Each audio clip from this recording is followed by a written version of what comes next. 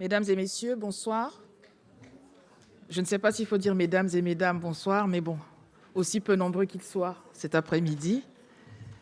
Nous allons saluer ces messieurs. Si vous le voulez bien, nous allons pouvoir commencer par le discours d'ouverture. Je voudrais donc demander de bien vouloir rejoindre sur cette table son Excellence Madame Anissa Boumedienne, ancienne première dame d'Algérie. Merci de témoigner de votre chaleur pour elle par des applaudissements. Merci. Et nous appelons donc son Excellence Monsieur Fahad Al-Rouali, ambassadeur du Royaume d'Arabie Saoudite en France. Si vous voulez bien, je vous prie, Excellence, vous installer. Son Excellence Madame Paola Alves de Souza, ambassadeur déléguée permanente du Brésil auprès de l'UNESCO. Boa tarde.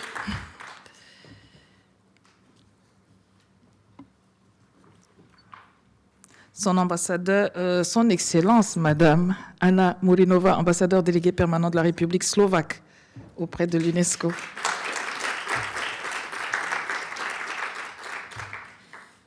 Et nous appelons le docteur Paul Kananoura, président de l'Institut Africa, pour rejoindre.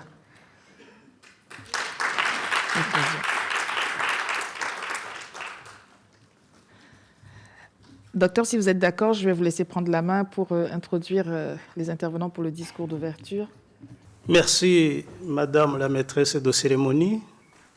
C'est toujours une joie de vous accueillir dans cette belle salle Médicis du Sénat.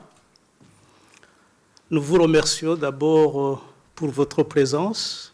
Je sais que vous avez beaucoup d'activités à faire et que vous êtes privé de ce moment pour venir faire un débat sur les femmes et les médias dans ce cadre du 4e Forum des femmes et leaders. Ce sujet nous permet, bien entendu, d'écouter les différentes intervenantes et experts sur ce sujet, mais aussi d'écouter les autorités à la matière, parce que notre rôle, c'est à la fois de réfléchir, mais aussi de mettre en action nos réflexions.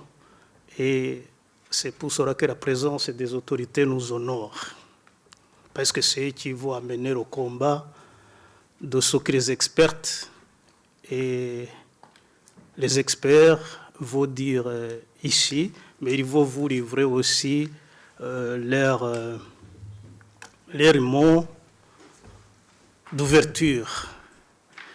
Le mot de bienvenue, c'est Madame Marisa qui devait le faire, mais comme elle a un petit retard qui n'est pas lié à sa volonté, parce qu'elle vient de Marseille et son train a été annulé par question de grève au dernier moment. Et elle a pris l'autre trait qui va arriver d'ici 20 minutes. Mais bon, nous devons commencer. Et donc, je l'emplace. Elle va faire un mot de clôture. Bien. Nous allons commencer notre cérémonie d'ouverture avec Son Excellence, Madame Paola Ariva de Souza, ambassadeur et déléguée permanente du Brésil auprès de l'UNESCO. Madame, vous avez la parole. Merci beaucoup. Merci beaucoup pour l'invitation. C'est vraiment mesdames et messieurs, mais surtout dirigé à mesdames, si vous me permettez. C'est un honneur pour moi de représenter le Brésil à la 4e édition du Forum international des femmes leaders. Nous savons que malheureusement, la participation des femmes dans les domaines des arts, de la littérature et du journalisme a été historiquement subordonnée au protagonisme masculin, basée sur des structures de pouvoir qui privilégient la contribution des hommes au détriment des œuvres très pertinentes de nombreux artistes intellectuels et journalistes femmes. Grâce aux luttes historiques des générations de femmes et plus récemment de la société dans son ensemble, Ces espaces auparavant interdits à la participation féminine sont en train d'être conquis pour le bien de l'oxygénation, du débat, des idées et de la jouissance des arts. C'est dans ces contextes de conquête féminine de nombreux défis qui existent encore dans tous les domaines que je viens apporter un message direct du président Lula. Le Brésil priorise dans ses politiques publiques internes, dans sa politique extérieure, la promotion de l'égalité des genres et l'encouragement au leadership féminin. Lors du 3e mandat du président Lula, avec la création du ministère des Femmes, des initiatives telles que le programme Femmes vivre sans violence ont été rétablies avec l'intégration des services publics offerts aux femmes et la coordination des villes et des États sur la question. De nouvelles maisons de la femme brésilienne sont également en cours de création. Ce sont des espaces intégrés où l'État brésilien se met à la disposition des citoyennes, généralement les plus pauvres et les plus vulnérables. La société brésilienne est également en train de renforcer des mesures éducatives pour combattre les stéréotypes patriarcaux, ainsi que de promouvoir le partage égalitaire des responsabilités familiales entre hommes et femmes. Dans les domaines éducatifs, des programmes comme Femmes 1000 ont été réactivés promouvant l'inclusion socio-économique des femmes en situation de vulnérabilité sociale par le biais de l'enseignement technique et professionnel axé sur les besoins locaux. De la même manière, nous développons des politiques de transfert de revenus plus ciblées dans l'éducation, avec une attention particulière pour les filles et les femmes. C'est le cas de la nouvelle épargne du secondaire qui bénéficie aux adolescentes en situation de vulnérabilité avec des prestations financières associées aux résultats scolaires et à la permanence dans l'enseignement secondaire. Le programme vise à affronter le problème du décrochage scolaire avec une attention particulière au cas des filles, comme moyen de lutter contre l'un des principaux facteurs d'interruption de leur parcours éducatif, qui est la grossesse précoce. Le Brésil a l'intention de partager ces initiatives avec tous les pays du monde en octobre prochain, dans la ville de Fortaleza, où nous accueillerons la réunion mondiale de l'éducation organisée par l'UNESCO. Malgré ces importantes initiatives, nos défis restent très, très grands.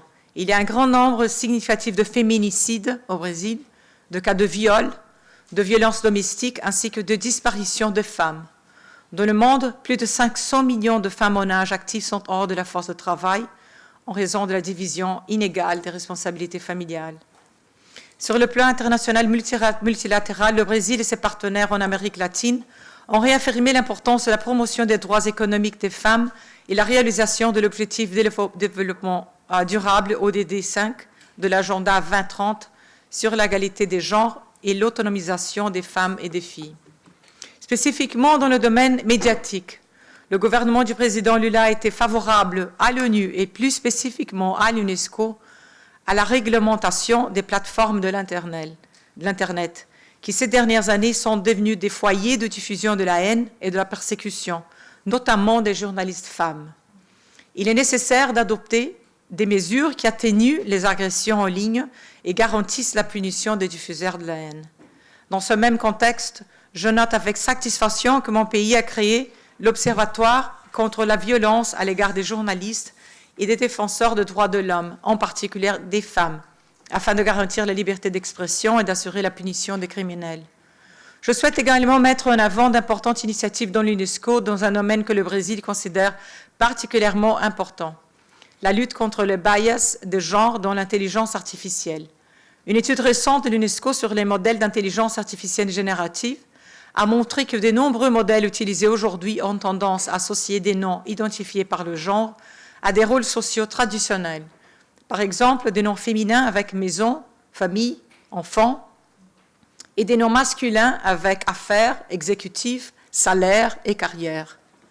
Lorsqu'ils sont spécifiquement invités à associer des professions et des genres, les modèles montrent une tendance à associer des métiers qualifiés comme professeurs et médecins aux hommes, tandis que les femmes sont reléguées à des rôles stéréotypés, traditionnellement stigmatisés comme femmes de ménage et même prostituées. L'étude montre la gravité de la question et la nécessité d'un large dialogue, y compris avec les développeurs privés et de politiques efficaces et multisectorielles pour relever ce défi. Je crois que les organisations intergouvernementales comme l'UNESCO, avec un mandat humaniste et une vision globale des défis structurels, de l'éducation et de la culture et de la science, doivent jouer un rôle central dans cette discussion. Finalement, je voudrais noter que le ministère des Relations étrangères au Brésil, aujourd'hui, soutient activement l'entrée des femmes par le BAEAS octroie de donner des bourses destinées à couvrir les frais d'études préparatoires pour le concours d'admission à la carrière diplomate, visant à former des femmes leaders dans une carrière historiquement masculine et élitiste. Le gouvernement brésilien souhaite à tous et à toutes et à tous, à les participants du Forum international des femmes leaders, des discussions fructueuses. Je suis certaine que nous repartirons d'ici avec des réflexions précieuses pour la construction d'un monde plus juste pour les femmes, en particulier les professionnels des médias. Merci beaucoup. Merci, Excellence, pour cette vision et politique du Brésil très active à la matière de promotion des droits des femmes. La parole est à Son Excellence, Madame Anna Plaça Murinova, ambassadrice et déléguée permanente de la République slovaque auprès de l'UNESCO. À vous, Madame. Merci beaucoup. Bon après-midi. Excellences, distinguées participantes, distingués participants, si vous permettez, je vais parler en anglais. Je vous laisse prendre les écouteurs. Après vous, vous parlez en anglais, il y aura quelqu'un qui va traduire vos mots. Après, ah, d'accord. Donc, il faut que je me... Oui, vous dites en anglais. Il y a les anglophones aussi. Donc, très bien. OK, parfait. So, thank you very much. So, first of all, I would like to introduce myself. So, I'm Anna Plaça Murinova, and I'm the permanent delegate of Slovakia to UNESCO. And you know UNESCO is the organization which is leader in promoting freedom of expression, safety of journalists. It's combating misinformation, disinformation, and also promoting media literacy. I also come from a country, Slovakia, where independence of media and safety of journalists have become a very important issue for the future development and democratic development of my country. I come from a country where very recently journalist Jan Kuciak and his fiancée Martina Kushnirova were murdered because of their profession. It was only in 2018. And so this was a very sad wake-up call for our society, because we immediately understood that not only these two young people had to pay the highest price, but that this tragedy is consequence of something that touches the whole of the society, that it's a consequence of malfunctioning of our society, of our democracy. And that's why I feel that it's so important that we talk about freedom of expression, about independence of media, because it goes beyond an individual, it goes beyond one's profession, but it really intrinsically is linked with the rule of law, with the state of the rule of law and democracy. So after this tragedy, Slovakia has embarked on different reforms, in legislative reforms, institutional reforms, and we felt that we have to share this experience with our partners, with the society. We strengthened our cooperation with international organizations, including UNESCO. Last year in October, we organized an event and conference on the safety of women journalists around the world. And still yet, the reports, including those of UNESCO, ring the alarm about worrying decline of the level of press freedom around the world. And I will just cite a few statistics. You know that journalists are still under attack, and women journalists are even more at risk because of the double burden that they carry on their shoulders. So out of 625 women journalists interviewed as part of the Chilling study, which was a study commissioned by UNESCO last year, 73% said that they had been victims of online violence. 25% have been threatened with physical violence, including death, and 18% with sexual violence. And in 2021, the percentage of women among journalists killed almost doubled, so from 6% to 11%. So the trends are really worrying. And that's why it is the responsibility of us all to raise awareness about this problem within the international community and also with the society at large. And it's really a great honor for me to be here today to participate in this discussion. Thank you very much. Thank you, Your Excellency. I'm trying to kind of, put it together. It's okay. I'm just going to. Je peux le traduire sur... Great. What do you do in French then? C'est vrai? Up to you. Donc, je vais peut-être juste dire Si vous voulez, oui. Juste vite fait. Donc, j'ai parlé en fait de la tragédie qui s'est passée en Slovaquie en 2018, où il y avait un journaliste, Jan Kuciak, et sa fiancée Martina Kushnirova, qui était tués à cause de leur profession. Et c'était seulement en 2018, donc c'est vraiment très récent. Et c'était une terrible expérience pour mon pays parce qu'on a tout de suite compris que c'est pas seulement que les jeunes personnes ils ont dû payer le prix le plus élevé de leur vie, mais que ça signifiait un dysfonctionnement de notre société, de notre démocratie. Et c'est pour ça que c'est tellement important de parler de la liberté d'expression, de la sécurité des journalistes, parce que c'est étroitement lié en fait avec l'état de droit, avec la démocratie. Et donc, je dis que c'est vraiment à la société, à nous, de parler de ce phénomène, parce que les tendances sont vraiment négatives plutôt. Et parler pour vraiment raise awareness, d'attirer l'attention sur ce phénomène. Merci beaucoup.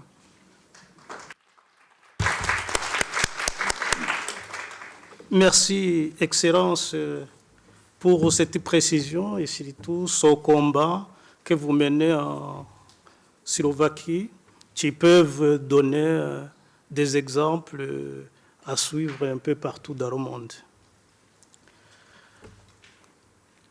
La parole est à son Excellence, M.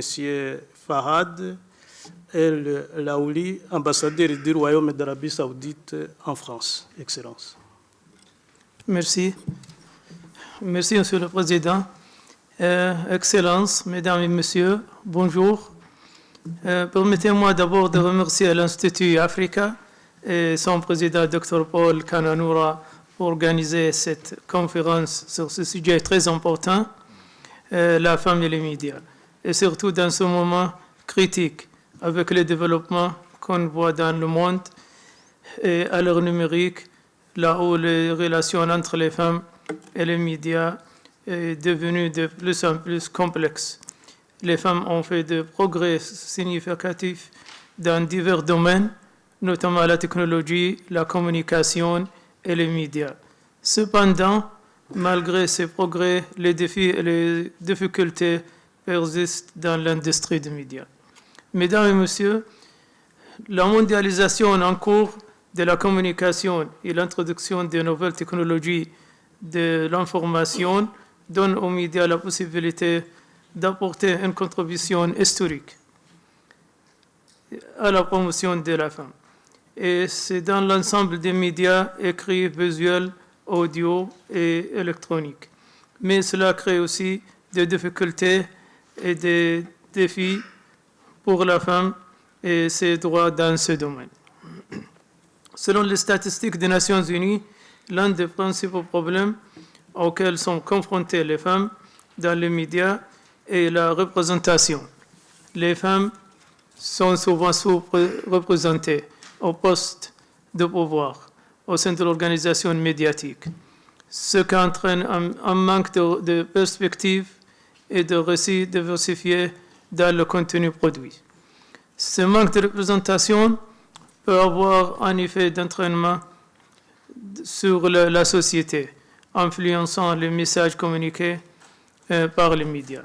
De plus, les femmes dans les médias sont souvent confrontées, comme les collègues viennent de dire, à des défis liés aux stéréotypes et aux préjugés, de manière parfois étroite et réaliste, et être même victimes de discrimination, limitant les opportunités qui s'offrent à elles dans l'industrie. Malgré cela, les femmes travaillent dans les médias, exploitent la technologie pour briser les barrières et amplifier leur voix. Les plateformes des médias sociaux ont offert aux femmes de nouveaux moyens de partager leurs histoires, d'entrer en contact avec le public et plaider en faveur du changement. La technologie a également permis aux femmes de créer leurs propres canaux médiatiques en s'autonomisant pour contrôler leur propre récit. Les médias et la communication jouent un rôle crucial dans les relations entre les femmes et les médias.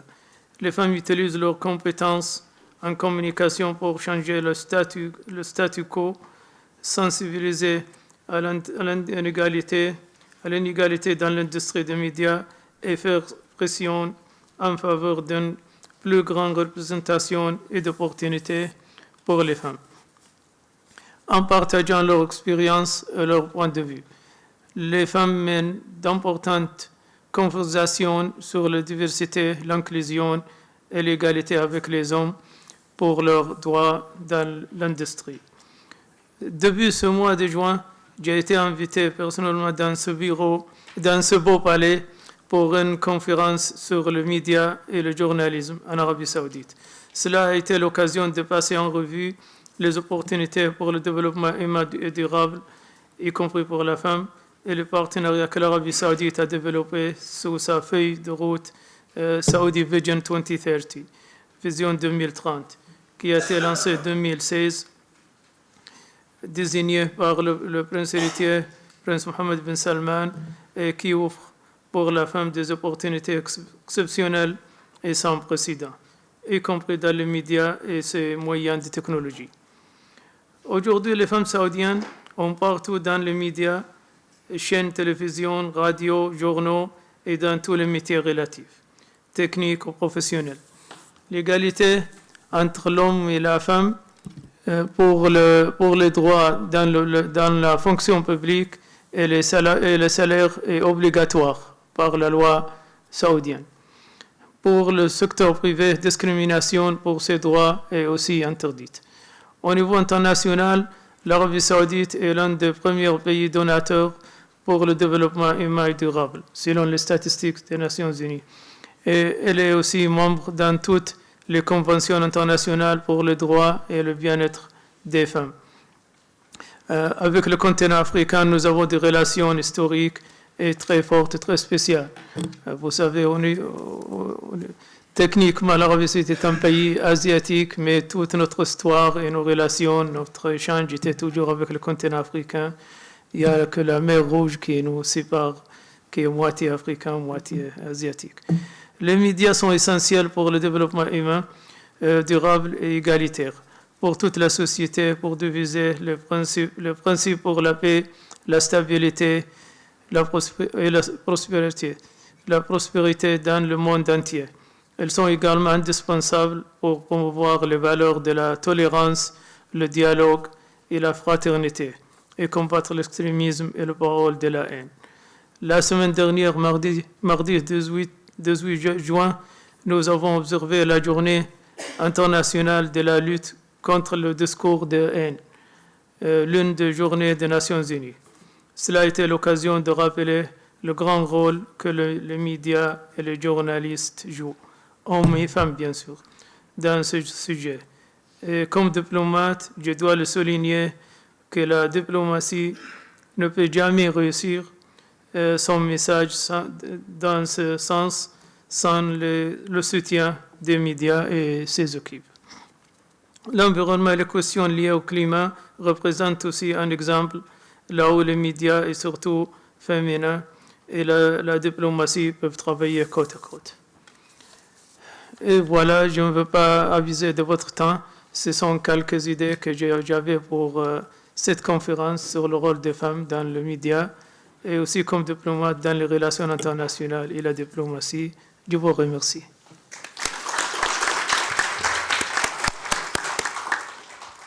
Merci, Excellence, sur votre discours où tu mets en avant la promotion de leadership féminin par les médias. Donc, le rôle des médias dans la promotion du leadership féminin, de la diplomatie féminine, mais aussi dans tous les actes qui font l'autonomisation des femmes, que ce soit en Arabie Saoudite et dans le monde. Comme on le dit, derrière un grand homme, il y a toujours une grande femme. Sous vos ovations, s'il vous plaît, je vous prie d'accueillir Son Excellence Madame Anissa Boumedienne, ancienne première dame d'Algérie, dont vous connaissez tous, ou bien la plupart, vous connaissez que Boumedienne a été un grand président non seulement pour l'Algérie, pour l'Afrique et pour le monde, parce qu'à l'époque où il était président, l'Algérie était largement consultée dans les affaires mondiales, ce qui est difficilement le cas pour les présidents africains aujourd'hui. Vos applaudissements, s'il vous plaît.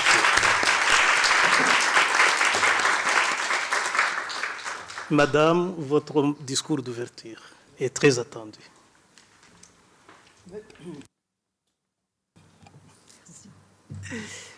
Monsieur le Président, Monsieur l'ambassadeur, Mesdames les ambassadrices, honorables invités, chères sœurs et chers frères, je suis particulièrement heureuse de me retrouver aujourd'hui parmi vous pour aborder un sujet qui me tient à cœur et qui m'a toujours tenu à cœur, la cause des femmes. Et plus particulièrement, la cause de la femme africaine et encore plus particulièrement, la cause de la femme algérienne. Mais je n'en parlerai que brièvement, car il y a de nombreuses intervenantes. Il faut savoir qu'il faut toujours revenir à l'histoire pour mieux comprendre le présent et essayer de percevoir le futur.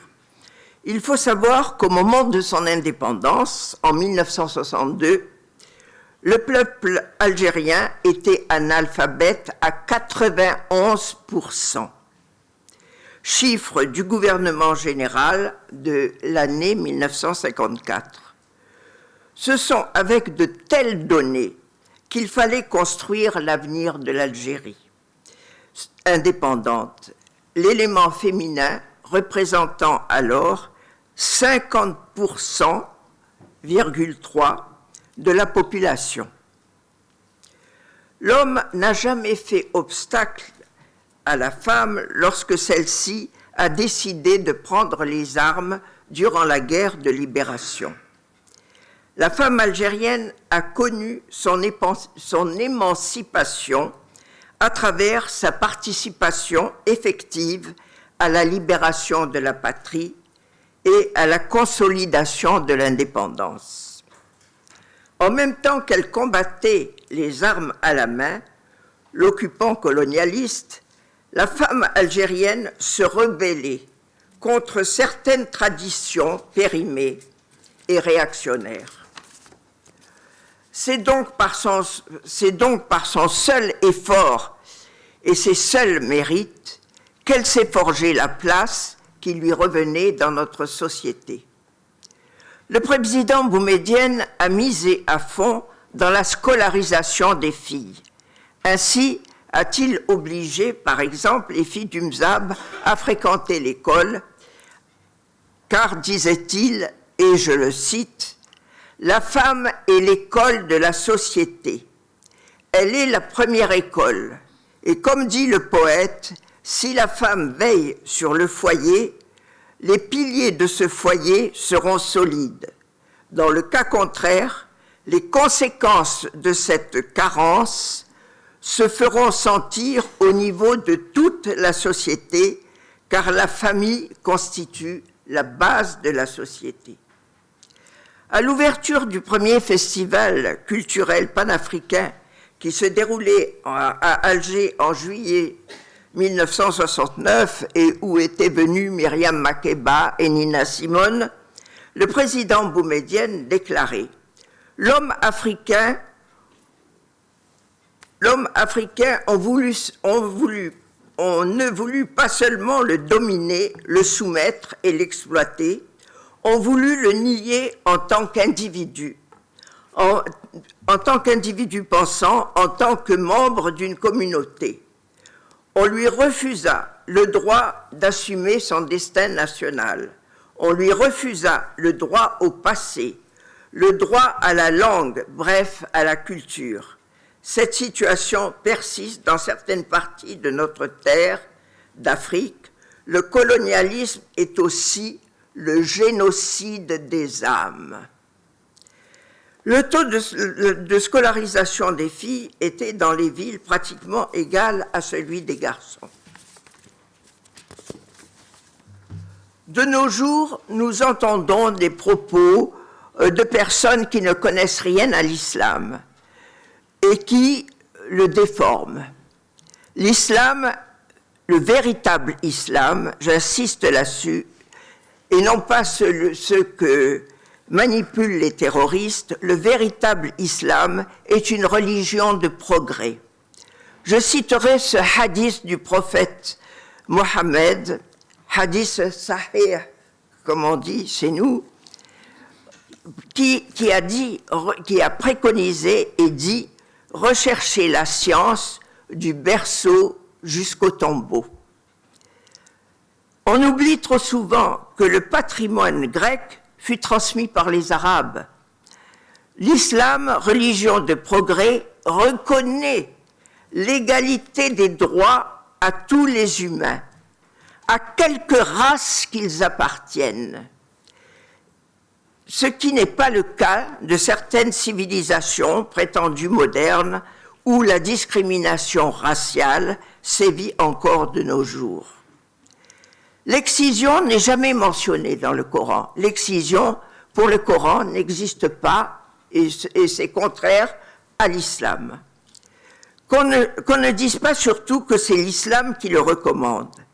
À l'époque du prophète, la culture était recommandée, louée pour les femmes. Et je citerai un seul exemple que monsieur l'ambassadeur doit bien connaître, celui de l'épouse Aïcha du prophète, qui avait transmis près de 1000 hadiths, dont 800 ont été retenus. Le président Boumedienne disait en avril 1974 au congrès de l'Union nationale des femmes algériennes « Le voile n'est pas un critère de moralité pour la femme algérienne. Ce qui peut la sauvegarder, c'est l'éducation et les principes moraux.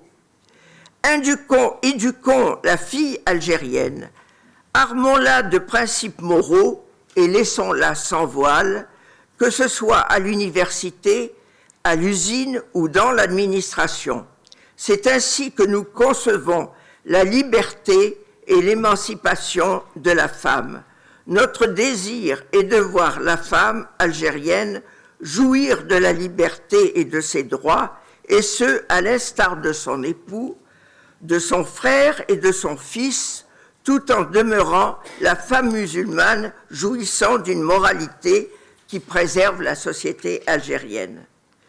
Faut-il rappeler que c'est grâce à la résistance de la femme algérienne que le mouvement terroriste en Algérie, bien après la mort du président Boumedienne, que c'est grâce à la résistance de la femme algérienne et ce mouvement terroriste ayant fait 200 000 morts, a été vaincu, car la femme a montré dans les manifestations son déni, son refus de posséder un tel pouvoir, d'être soumise à un tel pouvoir. Bien entendu, moi, quand je rencontre des jeunes femmes, mon grand plaisir est de voir qu'il y a des femmes dans les domaines scientifiques, comme par exemple la géologie. L'Algérie est un pays qui a beaucoup d'hydrocarbures, que ce soit le pétrole ou le gaz. Eh bien, ces jeunes femmes travaillent dans les sociétés pétrolières à un haut niveau. On les trouve finalement dans toutes les sciences. Voilà, donc pour moi, il faut l'éducation d'abord pour la femme est absolument essentielle. Et c'est par l'éducation. On finit toujours par s'imposer. J'ai fait partie, moi, des 15 premières avocates de l'Algérie au tout début de l'indépendance. Et quand mes collègues pouvaient constater que je pouvais leur tenir tête et que je connaissais aussi bien le droit qu'eux, peut-être mieux, donc ils finissaient par s'incliner. Donc la femme doit énormément travailler et c'est dans le travail et ses connaissances qu'elle parviendra toujours à s'imposer, quelles que soient les difficultés et dans tous les domaines. Merci de votre attention.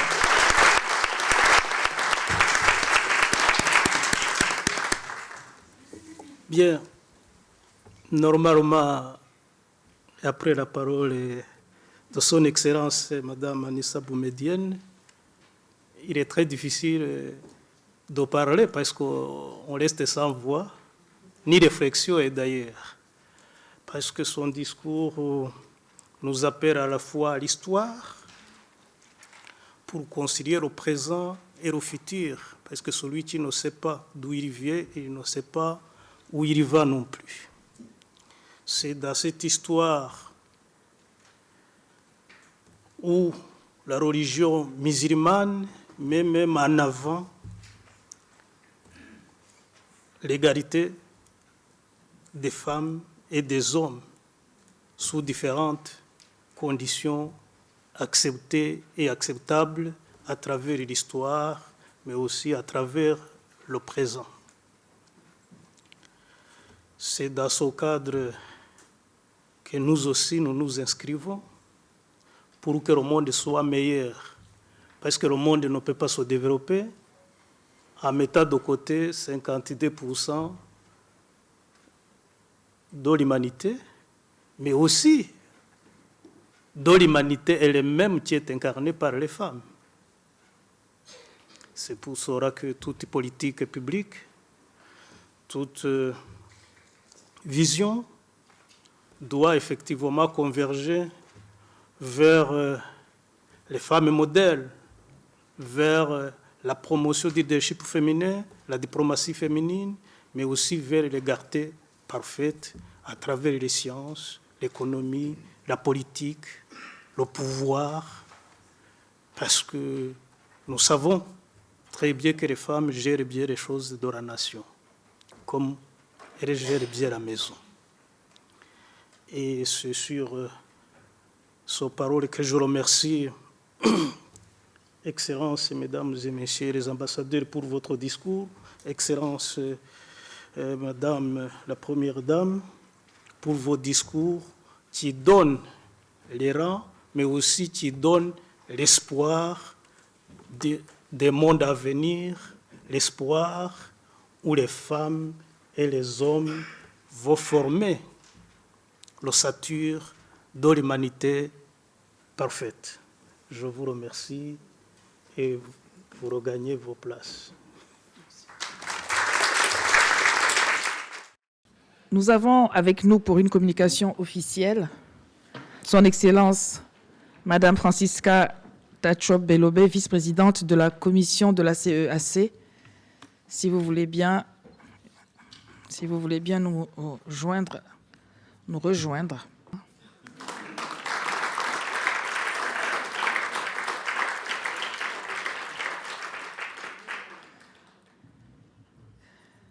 Nous aurons l'occasion, après cette communication officielle, nous aurons l'occasion donc de suivre les différents panels qui vont se succéder. Et j'ai envie de vous encourager à ne pas avoir la langue de bois. Je vais même déjà me permettre de taquiner le docteur Kananoura qui disait « Derrière un grand homme se cache une grande femme ». Non, c'est à côté d'un grand homme se tient une grande femme.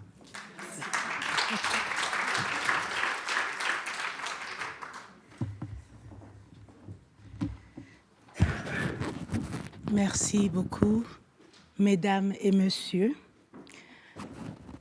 Tout d'abord, je souhaiterais bien demander des excuses pour mon retard. Je suis arrivée hier de l'Afrique et je suis encore sous le rythme de l'Afrique. Et aussi, la ville de Paris est bien plus grande que la ville de Libreville. Donc, on n'arrive pas à voir les distances très clairement. Donc, je n'ai pas beaucoup écrit pour cette communication parce que je suis venue pour écouter et pour apprendre. Laissez-moi et permettez-moi quand même commencer avec toutes les formalités qu'il se doit dans une activité de cette envergure. Excellence, Madame la Première Dame de la République de l'Algérie, Mesdames et Messieurs, membres du gouvernement, Mesdames et Messieurs, ambassadeurs et représentants d'organisations multilatérales et bilatérales, Mesdames et Messieurs les parlementaires, participants, dans toutes vos grades et rangs respectifs, Mesdames et Messieurs. Mon très cher docteur Kanenoura, c'est avec un très grand plaisir que je prends part à cet important forum international de femmes leaders dédié au sujet femmes et médias. Et je vous remercie de me céder ce podium pour ces quelques mots que je veux dire à ce sujet.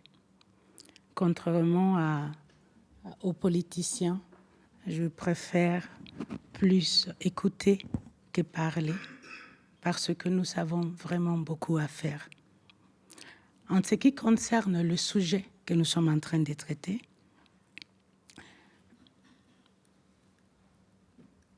excuse.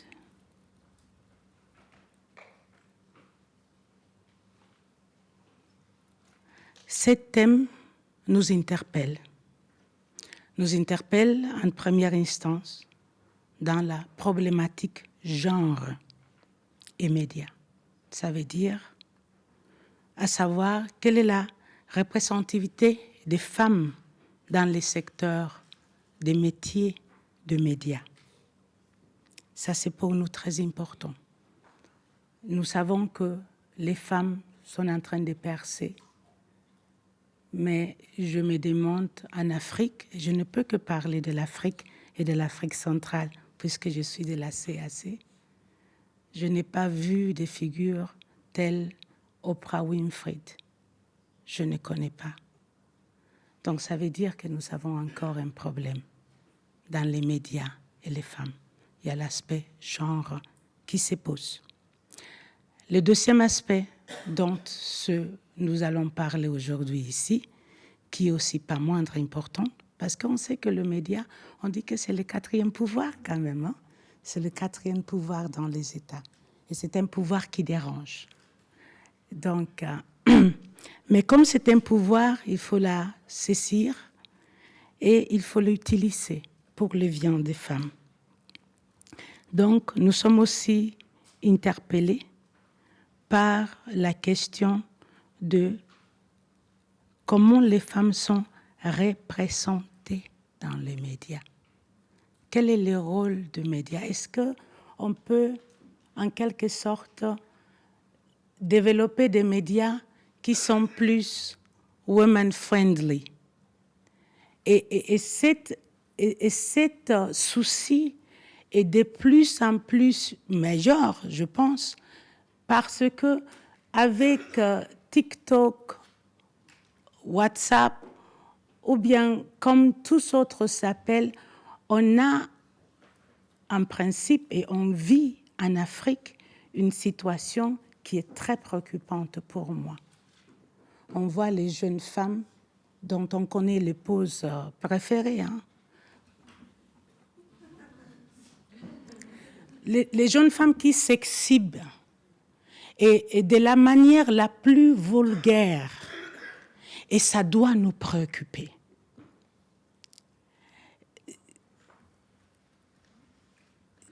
Ce sont les quelques pensées que moi j'ai par rapport à ces sujets. Je suis sûre que le média peut être un instrument pour faire que la femme, pour rendre la femme plus visible. Je suis sûre. Mais quels sont les instruments que nous allons utiliser pour contrarier ce phénomène où les femmes elles-mêmes sont en train de se ridiculiser? Donc, comme je disais, ce thème nous interpelle en première instance dans la problématique genre et médias, à savoir la représentativité des femmes dans le secteur et métiers de médias et communication. Il nous renvoie également à une deuxième perspective plus encourageante, qui est la représentation de femmes dans et par le média.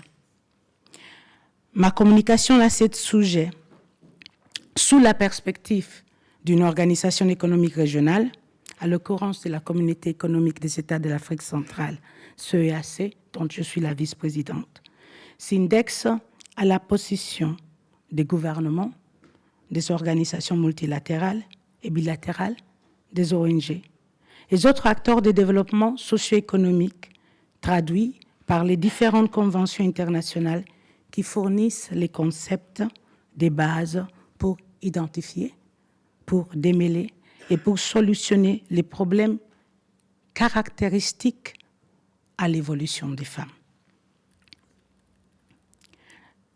Je ne veux pas repasser ici toutes les conférences des femmes que nous avons connues depuis les années 80, 95, 80, 2000, toutes les Beijing et toutes les résolutions que vous les connaissez, beaucoup d'entre vous mieux que moi.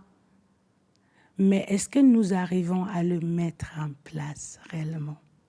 Ça, c'est le problème avec lequel nous nous faisons face et pour lequel nous pensons que le média ne peut qu'être vraiment un instrument très approprié et peut-être le mieux approprié à côté d'autres instruments qui sont vraiment la sensibilisation. Moi, personnellement, et dans mon poste, je suis près le débat sur la femme et les médias pour cause des phénomènes comportementaux que certains médias produisent dans la jeunesse du continent.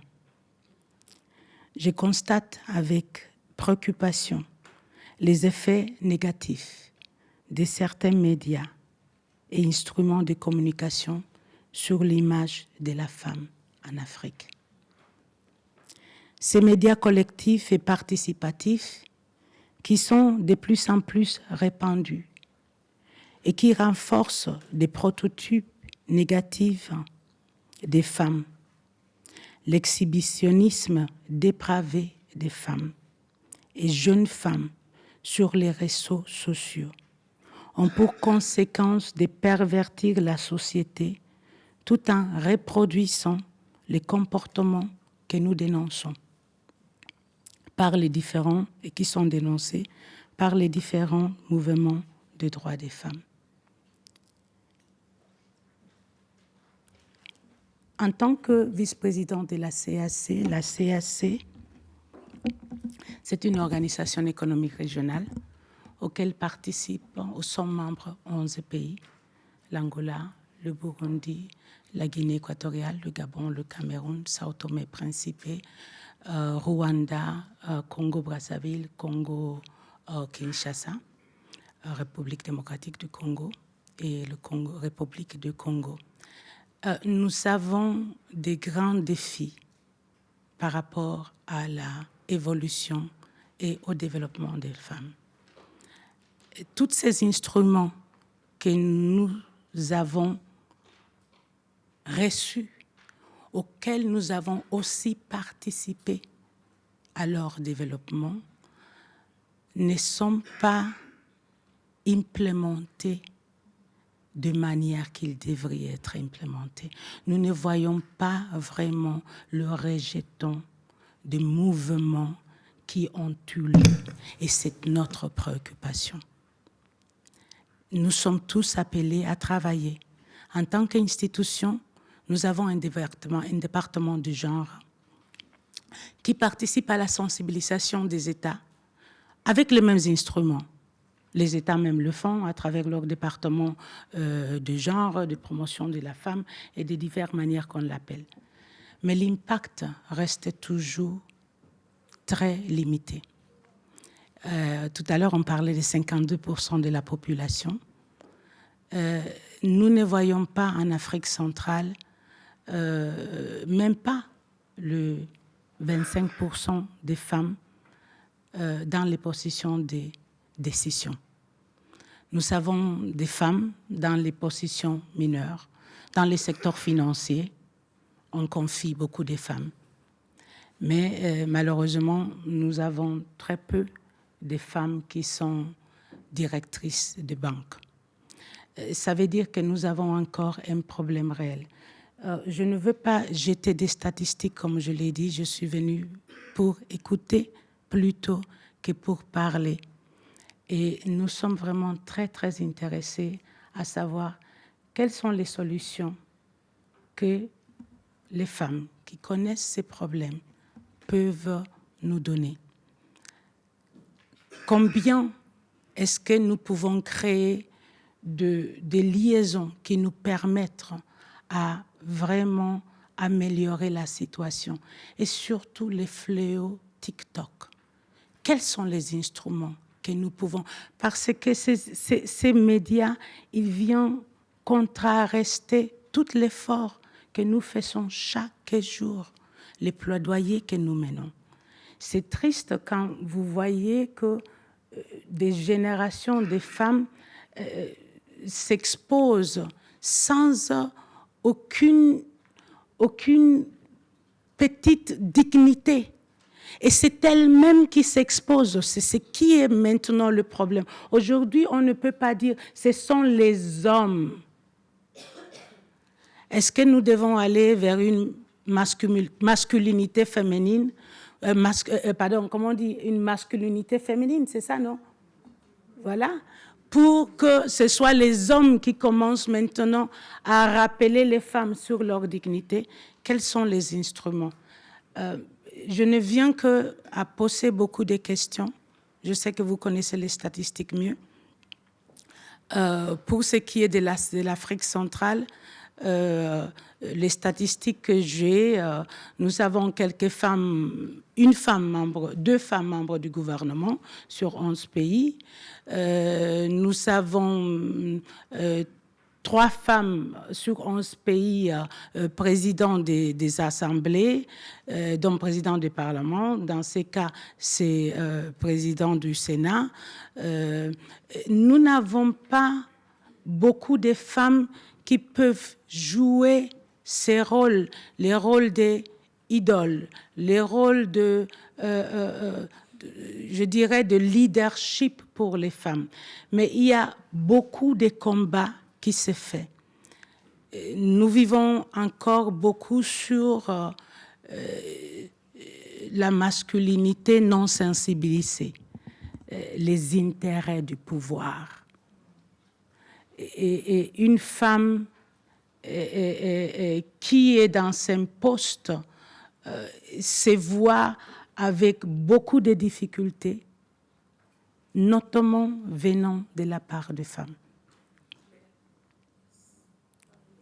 Madame la Première Dame le certifie. Ce sont les réalités que nous tous, nous vivons jour au jour. Je pense que dans les débats que nous allons voir, que nous allons avoir, il sera aussi bien de parler comment les femmes leaders elles-mêmes, elles doivent se soutenir. Parce que si on ne se soutient pas, si les femmes ne se soutiennent pas, quel que soit le combat, ne pourra pas être achevé. J'ai beaucoup de questions et je suis plein d'envie de recevoir des réponses parce que j'ai lu les panels ici. Ce sont les éminentes experts dans la matière communication, matière de droit, matière de médias. Et je pense que c'est un sujet qui nous interpelle à nous tous, moi très particulièrement, pour vraiment l'avenir du continent. En Afrique, on le sait tous, plus de la moitié de la population sont des jeunes gens qui se laissent emporter par les médias. S'il y a une chose qui est claire, on ne peut pas douter de l'influence des médias en Afrique. Ils sont là, soit la télé, soit les femmes sont en train de regarder les telenovelas. Les médias ont une force incroyable. Comment utiliser les médias pour un développement positif de la jeune femme qui est vraiment le futur de l'Afrique? Ça, c'est la question que nous, on se pose à la CAC. Et avec cela, je vous la pose à vous. J'attends impatiemment de vos réponses, de vos idées, de vos inputs. Je m'excuse de mon français. Je suis toute sauf francophone, mais je pense avoir pu me faire entendre. Merci beaucoup.